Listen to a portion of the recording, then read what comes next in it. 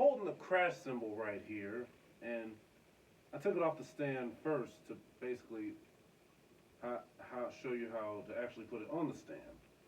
Typically, a crash cymbal is going to be off to your left side if you have one. Actually, I'm holding one of the crash cymbals. But anyway, drum sets will usually have a couple of crashes sometimes. They range in different sizes. You'll see one off to your left, like here. You might see one off to your right. Maybe even couple between the drums here, or on the left side. Drummers often change their crash cymbal setup depending on how big their set is, and also what kind of music they're playing. A cymbal, not just a crash cymbal, but a cymbal in general, has a hole right here in the center, and that's going to go right on your stand. You basically take off the wing screw and take off the first felt here. The cymbal goes between the two felts, and hopefully it has a little bit of a protection device, which is called a sleeve, right here. So it ain't rubbing against the metal. Then the felt goes on top of it, and the wing nut goes right here. Like I have a screw wing nut, which you would screw it in, and then it goes right over the top. And some companies make their cymbal stands like with pinched wing nuts, like this, which you would pinch the sides, or then it goes right over the top. But anyway, you want to make sure your crash cymbal has a little bit of play in it, so that it doesn't crack or get into a position where you have a little bit of breakage along the hole here. When you hit the crash cymbal, you're gonna hit it around the edge of the cymbal, not directly on the edge of the cymbal. No, that's not what you want to do.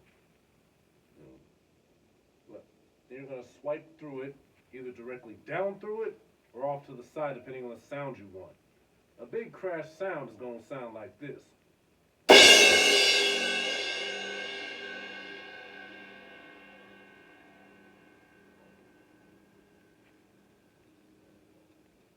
And if you swipe at it a little bit more, it'll have a little more of a whispered tone like this.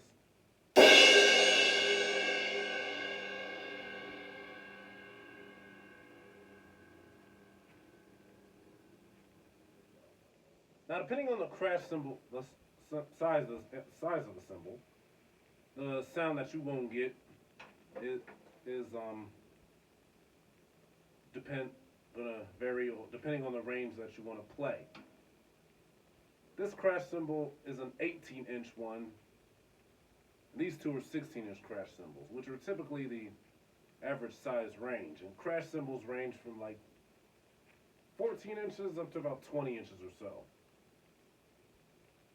And generally, you're going to pick out a crash depending on what type of music you're playing. So, brighter crash or larger crash is going to be more for your rock style. And a darker crash, such as this by the Cymbal company, the XSR line, the HHX line,